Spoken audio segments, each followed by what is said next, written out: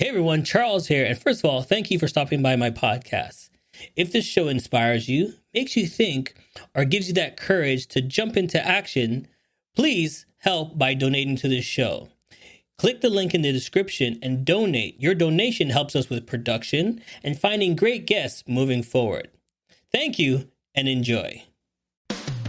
Whether you're kicking it in the sticks or kicking it at home, lounge in upholstery with a contemporary feel designed for relaxed living with the Brantley Gilbert Collection at Morris Home. Enter online at morrisathome.com/win for your chance to win a guitar personally autographed by Brantley Gilbert or one of many Morris Home gift cards to upgrade your home today. That's morrisathome.com/win for your chance to win from Morris Home.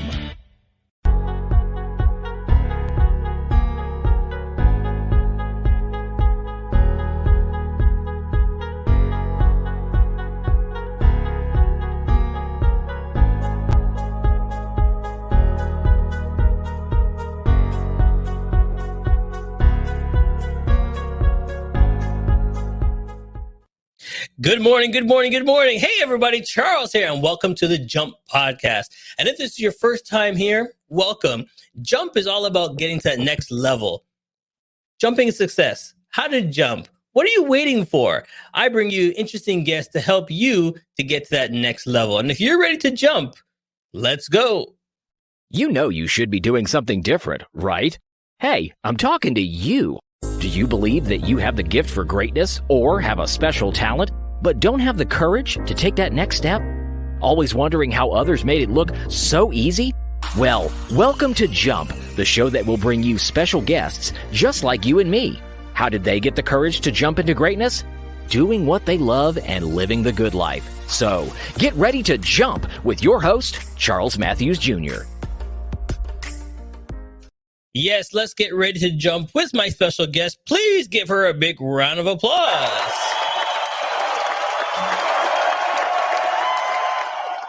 How you doing? I am great. So great to be here. Thank you. Not a problem. Please tell everybody, where are you calling in from? Where you're located? So I am calling in from Stockholm, Sweden. What time is it over there? It's 5 p.m. So it's not morning, it's afternoon, and we are just getting ready to have a family dinner. So you're so bubbly in the afternoon. How was it with COVID with you guys over there? Oh, you haven't heard yet, right? But these crazy Swedes, they are having like a different tactic. So they're doing something innovative and strategic. So we don't have any lockdowns. Business as usual. Wow. Okay. So you guys are just going with the flow and just, being safe, and just taking it easy. Nice. Yeah, I think my husband was today and he was just buying some last groceries, and he said, like, do you even believe it? It's like 2 days before New Year's Eve, and it's like, it's normal. Everywhere around the world, earthquakes, COVID, pandemic, and these Swedes are just like running in business as usual. So yeah, it's a privilege and blessing to be here at the same time, but also we are in a bubble. Yeah, I can understand that. I can understand that. So tell us about your background. Born and raised, where are you from? So I'm born in Slovenia, a very, very tiny country with 2 million inhabitants, to Bosnian parents. So my parents were immigrants. They came to Slovenia. And so that's my background. I was born there as an immigrant kid, hustler, underdog. And I moved to Sweden 7 years ago, with my little family. So we are a family of 5. So I have 3 beautiful girls. He's a small family. That's a first line of a basketball team. Okay, you guys in. So tell us a little bit about you growing up. What was it like? I'm a middle child, so I know that I suffered a lot from the middle child syndrome, but I was a good kid. I was always a people pleaser. I always wanted to make my parents happy. I was always the one who was like trying to make good not trying to stand out. My parents always told me, shh, don't raise your voice, be polite, be kind, and all this good stuff. So I kind of always lived in someone else's shadow, I would say. So yeah, I was a good kid. So growing up, what did you want to be? What was your dream? What did you say? Oh, that's me. That's what I want to do. Oh, me and my dad, we loved to watch Matlock, and I was dreaming to be a lawyer. Like this was my ultimate dream. But the other side, I was always like, I was bullied by these mean girls. They were always like pick up on me because I was like tall and skinny, and always like something. They always had something against me, and I was wickedly smart kid. So I was there in my room, standing, and I had my old Barbie dolls lined up on my bed, and I would talk to them, motivate them. So I was kind of a speaker by a very young age. So yeah, that was a secret dream that I never actually said it out loud, but definitely lawyer. Yeah, chasing the bad guys. You wanted to chase the bad guys away. Yeah, 100%. So then how did that transfer you into business? Like, what was your first job growing up? It was in sales, actually. So I, when I was 17, I started to work in a sales. So it was like a really fashion industry with high-end clothes and designer, all this good stuff. So I learned sales pretty quickly, and I naturally, after that, I had a really good mentor. She was a leader, a marketing director there. So she instilled that, leadership and mentorship and woman empowerment into me. So I really believe that, that sparked the idea to be an entrepreneur. So at 21, I actually started my first company. And then I studied entrepreneurship. So I did my bachelor in entrepreneurship and did master's in leadership. So that was kind of, that sparked. So I think also like my parents divorcing and when I was 14, that kind of led to kind of like abandoning the dream of being a lawyer. And because I stayed with my mom, it was like kind of I forgot, what I maybe promised to my dad or something. I don't know.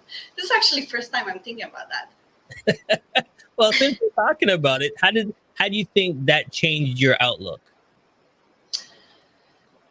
You mean by actually abandoning the idea of being a lawyer? Yeah. I think that I naturally followed what I felt it was right.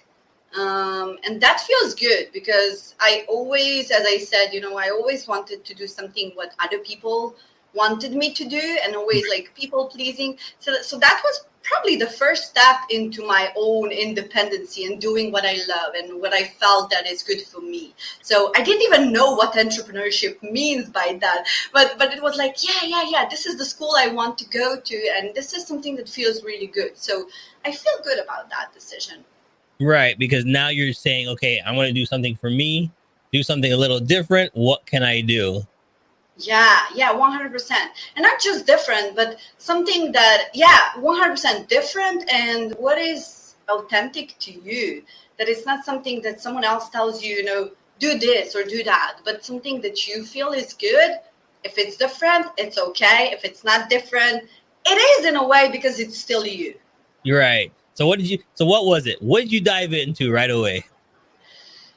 So we opened up, so that was natural. Also, like we opened up a fashion accessory store. So we collaborated back then with Italy, China, Germany, Sweden. So I'm a global citizen. I speak 7 languages, so that was easy to me.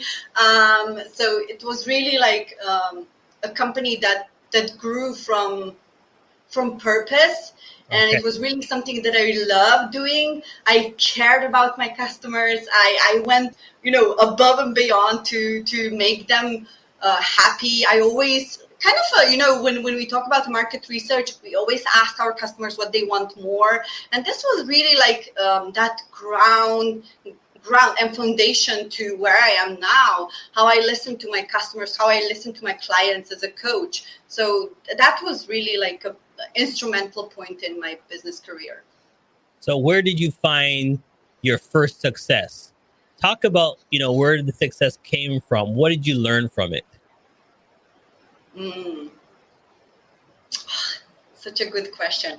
I think that now when I look back into a success is, and that can mean different to each and everyone listening right now. But for me, like just waking up with that, fulfillment and joy and happiness that I am making a change, and being a role model for my kids. I think that's, when my kids tell me, I want to be like you, Mom, that's success in itself. Like, that's like huge, man. This is cool.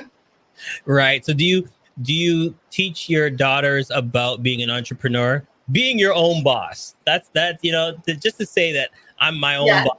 I don't yeah. You should see them. They are bossy girl. Like, but the joke aside, like we have a girl, a teenager who is just so reluctant to school, and she doesn't want to do anything.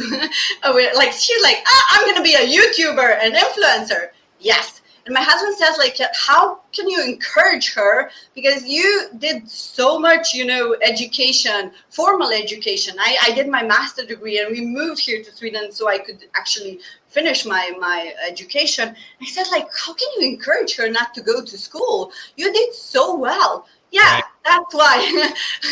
Because, if I would be smarter, I would start with something that really drives me and makes me happy in an earlier age. So yeah, I'm not encouraging my girls to go to school. Not that I'm not encouraging, but really like following what they want to do. And what do you mean? And talk about like the earlier age. You said drive yourself. So if earlier you would want to learn and try different things at a younger age, you think it's too late, or you just wish you started earlier? Yeah, definitely. I wish I started my company when I was 15, like to start, like, and I think that also spending so much time learning theory instead of like applying things. I think, when you are in a formal education, you get all these good practices from the books, but you don't apply anything and you don't implement. I wish that I started implement like these things earlier on.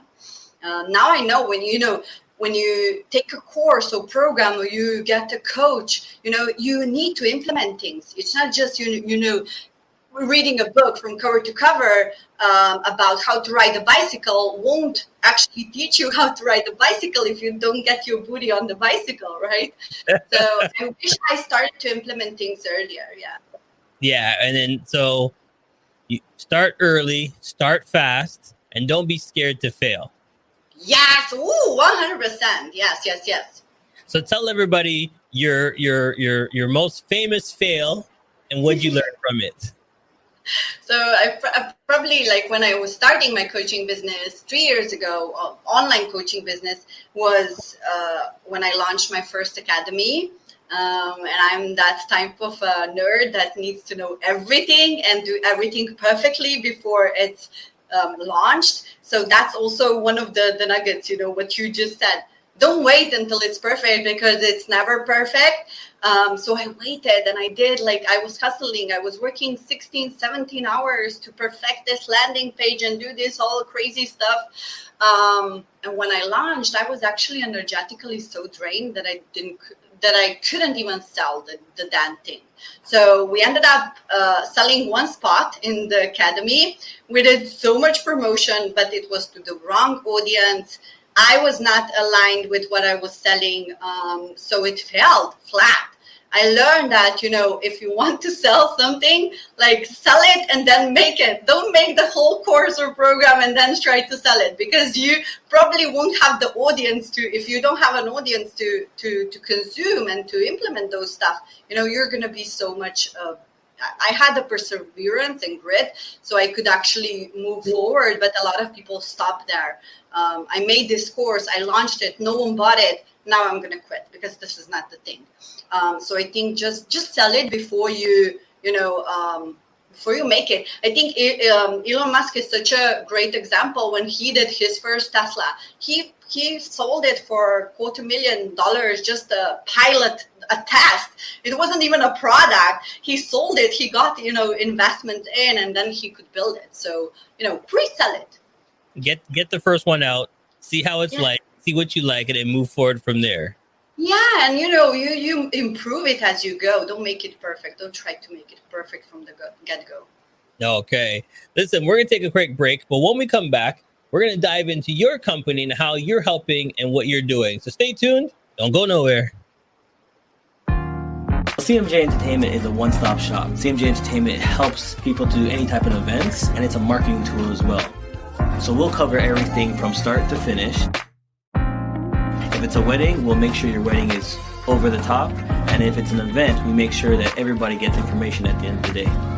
Give us a call at 416-414-8964 or online, go to cmjent.com.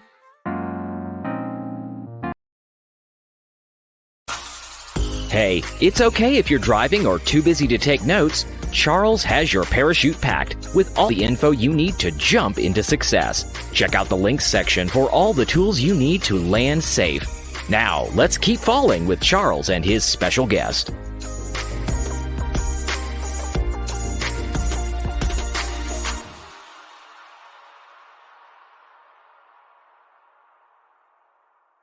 Amazon is offering sign-on bonuses up to $1,000, plus get up to $20 an hour for select roles. The best part? We're hiring near you. So start now to take home something greater. New, higher wages with a sign-on bonus, a range of real benefits, and career growth opportunities in a top-rated workplace. So earn more and see how great pay and sign-on bonuses can lead to a greater life for you. Go to amazon.com/apply. Amazon is an equal opportunity employer.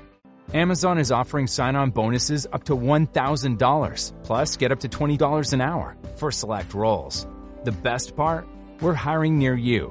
So start now to take home something greater. New, higher wages with a sign-on bonus, a range of real benefits, and career growth opportunities in a top-rated workplace. So earn more and see how great pay and sign-on bonuses can lead to a greater life for you. Go to amazon.com/apply. Amazon is an equal opportunity employer. Yes, we're back live, and my special guest is all the way from Sweden, and it is now what, 5:20? 5:30, yeah. So what's for dinner? What do you have cooking on the stove? I'm not gonna tell you. No, I'm just kidding. It's a really my parents love to cook, or my mom loved to cook like our traditional Bosnian food. So we have a steak, like it's a chicken steak. It's a spinach. I don't know if you eat like mashed spinach, cooked spinach, and potatoes.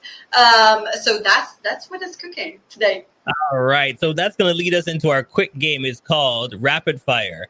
I ask you some questions, and then you just tell me the first thing that comes to your head. And if you want to explain, you got like 1 minute to explain your answer. You ready to go? Yes. All right. Here we go. Favorite movie? Collateral Beauty. Okay. Favorite food? Tacos. Favorite sport? Dance. All right. Best book to read? Compound Effect. Okay. What is your hidden talent? Baking. And if you're singing in the shower, what song are we hearing coming from the bathroom? No, like really, do you want me to sing? It's up to you. You can sing it. No, I don't want to. The Champion. The Champion. Okay. And just before you go on stage, what song are you listening to get you ready to jump on stage? It's the same song. I love that song. Carrie Underwood. And what about that song gets you ready to go? Can you repeat the question? What about that song really gets you excited? I think it's just the lyrics that makes me like, yes, and I think that it's all about when you go on a stage, or even if like going on this podcast, I want to prime myself. I want to be in a good mood. So that song really gets me into this. Yeah, I'm in my prime state. All right. So speaking about the prime state, tell us what your mindset was like to start your business. Why did you start it? Like, when did you start it? So when I was 21, I started my business, and it was more about seeing an opportunity, because we had my brother, my husband's brother. He was an entrepreneur by then, and he said, I have this amazing opportunity. You can collaborate with these people from German. They're selling fashion accessories. Would you be willing to open a store there where you are? Yeah, and it was an opportunity, and I said yes. Let's just jump in, and yeah, let's just do it. I think because I had a background in fashion, so it was yeah, I just said, it's comfortable. I didn't felt the fear. I didn't felt that I need to stretch myself. We had the capital, and my husband had a connection, so yeah, it was more about an opportunity that we had. And then you just dove in from there and just kept going. Yeah, and we had several different businesses. And now when I look back, like everything happened by demand, more of it was something that was externally, like it wasn't, oh, I woke up and I want to do this. It was more of an opportunity that we took on, and it was good. It felt right. So you weren't, here's the thing though, a lot of people are scared to start a business. You didn't have any fear. You weren't worried about failing. No, starting a business, I think that also from that, I think that being an entrepreneur, it takes curiosity and it takes courage. I had all of this even when I was a little girl. I was always creative. I was always curious about other people. I always had this, fears. So I think I already had these characteristics, so it was easy. I never felt afraid to start a business. It's more about, if I built a partnership, it's more about that person, because I always have an expectation. We all have expectation when we are jumping into collaboration and partnership, and it's maybe like, okay, so maybe that was a little bit intimidating for me now in my business, but going and doing stuff, that never scared me. Okay, so what's the one thing that you should tell somebody when you're starting your own business, especially what you're doing, because you're selling, you're doing the products? What's the one thing you should look out for? I would say before that, don't start a business because you want to start a business, because you think it's a cool thing to have a business, but start your business because it solves someone else's problem.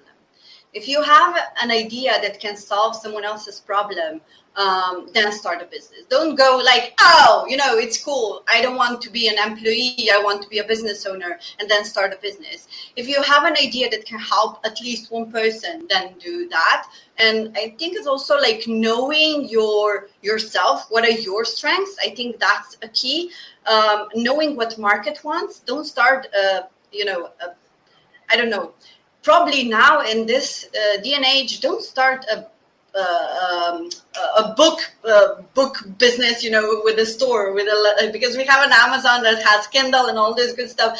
Start something that is really adaptive to the market, and also like follow what your people want. Who is your niche, who are your ideal clients, what they actually want from you. So yeah, do your research. All right. Now, have you ever thought about, okay, if I look back and never fail at this, if you fail at this, would you start another business? Oh, yes. I think that's the having a flexible mind and having that ability to pivot and to change and to switch. That's what makes you a great entrepreneur. Yeah, 100%. All right. So let's talk about the coaching aspect. How do you help people with the coaching? What do they look for? What do you look for? So for past 2.5 years, I think I was more of a strategist and helping online entrepreneurs to launch their business online. That was my go-to. And people would always say, yeah, you have these tools and you have the systems and you're really good at, processing stuff for people to make things simple. But what I realized, like when asking my people, why do they actually keep coming back to me, is more on the level of understanding and really unblocking their blocks and limiting beliefs. And this is where the NLP comes into practice, because I'm an NLP practitioner. And I think like that ability to call them on their BS and really figuring out what it is that is holding them back to launch, to open their business, or even to sell. So this is, as a coach, I think that's my unique ability, and really combining both, science and the art, how mind operates and how different strategies actually can be put when you understand the mindset. Right. And when you're saying mindset, how do we come to you? Like, what are you looking for as the best client to work with? Such a great question. I think it's the client that works with me needs to have that same value as myself, like going all in, not being afraid of taking action, no excuse policy. If you have excuses, you better, I'm gonna call you out on that. So if I can do it, like mom of 3 kids, and I don't have any support, like no one, my parents are back in Slovenia, so everyone can do it. Like, you guys, when someone comes to me and says, I don't have a time, that's just an excuse. So I think like people who have excuses, I don't want them around me. And people with mission, people who are really here to make good stuff, that are willing to change this world.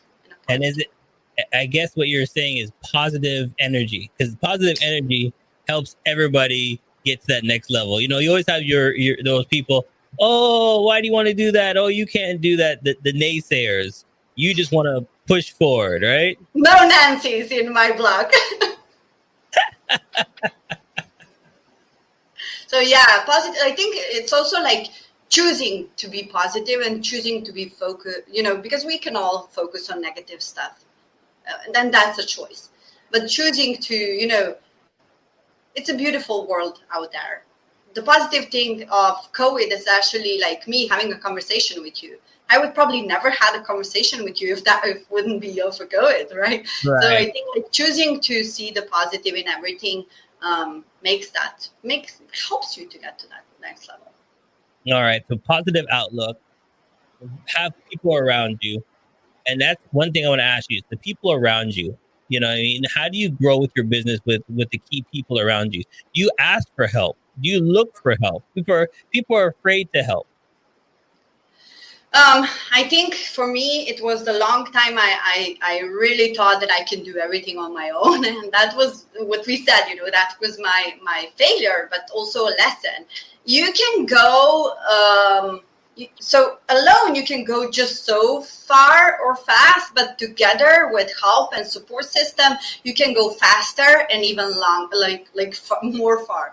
So I think that being surrounded with like-minded people, whether that's like, your peers, your colleagues, whoever that is, and having someone who will guide you, who is there where you want to go, I think that's a key.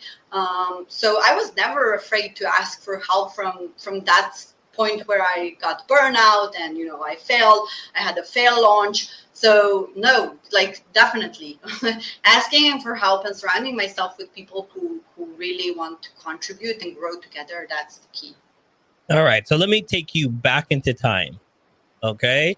So now I'm talking to this little girl, that wanted to be watching Matlock. The commercial pops on and it's you talking to her through the TV. What would you say to her?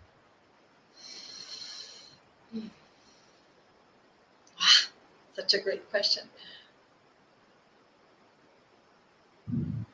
Oh, this is such a great. So yeah, that's probably 7, 8, 10 years old. I'm 10 years old.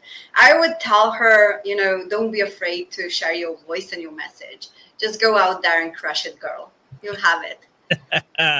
All right. So speaking of crush it, we like to do another quick game. Are you ready? Yes. All right. Now time for pick 3.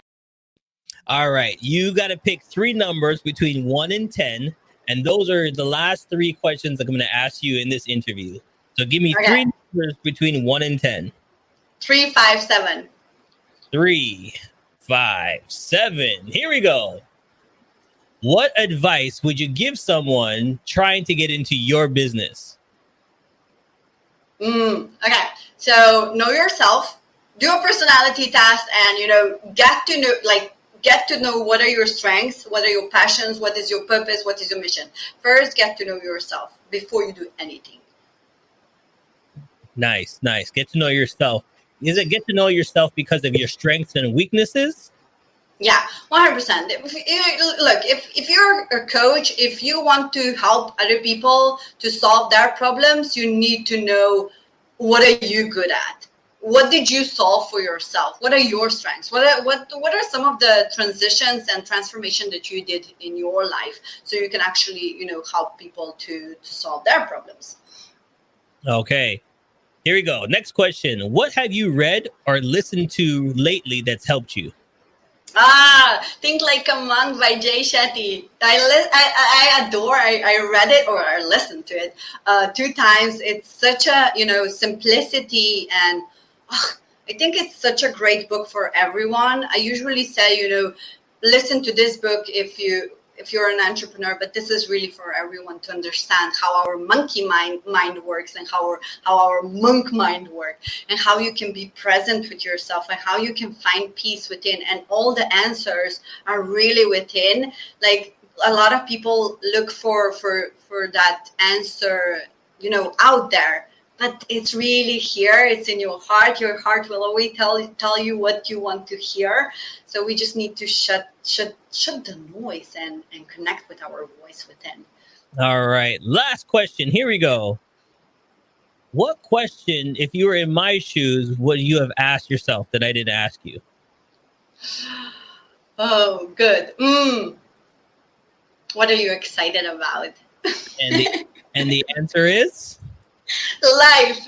I love life, and I love people, and I'm excited to be surrounded with people, and really seeing the opportunities in everything. Yeah. Perfect. Well, listen, I had so much pleasure with you on this show. Thank you for taking the time to come on. Before we let you go, tell everybody where they can, see you, catch you. You have a podcast. Tell everybody about your show. Yeah, cool. So we are just celebrating our 111th episode of Fearless and Successful podcast. So you guys, if you want to listen, I also bring some of the greatest minds, around the world. So I really enjoy podcast platforms. I really, really love, because this is so conversational, and it has been instrumental and so much fun in my business. So you can find me at Fearless and Successful Podcast. You can also have a sneak peek on Instagram. It's Dijana Lugoli. You will probably find me dancing or doing monkey business with my girls there. So yeah, jump on that wagon if you liked what I say, if you resonate with who I am. So yeah, I would love to connect on Instagram. All right. Thank you so much for being on The Jump. Thank you so much, Charles. And I hope my guests helped you to jump. We'll see you next time. And remember, take the courage, take the chance, and jump. We'll see you next time, everybody. Thank you for listening. If you liked the show or have a comment, we would love to hear from you. Join our mailing list. And as always, check out our special deals links below. I hope this has inspired you to look at your life and jump. See you next week.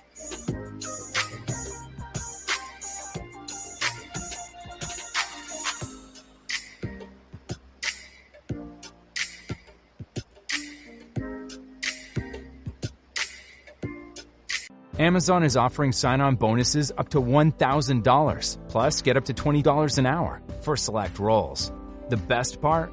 We're hiring near you. So start now to take home something greater. New, higher wages with a sign-on bonus, a range of real benefits, and career growth opportunities in a top-rated workplace. So earn more. and see how great pay and sign-on bonuses can lead to a greater life for you. Go to amazon.com/apply. Amazon is an equal opportunity employer. Amazon is offering sign-on bonuses up to $1,000, plus get up to $20 an hour for select roles. The best part? We're hiring near you. So start now to take home something greater. New, higher wages with a sign-on bonus, a range of real benefits, and career growth opportunities in a top-rated workplace. So earn more and see how great pay and sign-on bonuses can lead to a greater life for you. Go to amazon.com/apply. Amazon is an equal opportunity employer. Hey, hope you had a great time listening to the show. If you think I did a great job, please buy me a coffee. I still got a lot of work to do. We would love to hear from you, your feedback, so please click the link and leave us a review. You can help us grow by following us on all social media platforms and sharing this link. Once again, it's time for you to jump. Success is waiting.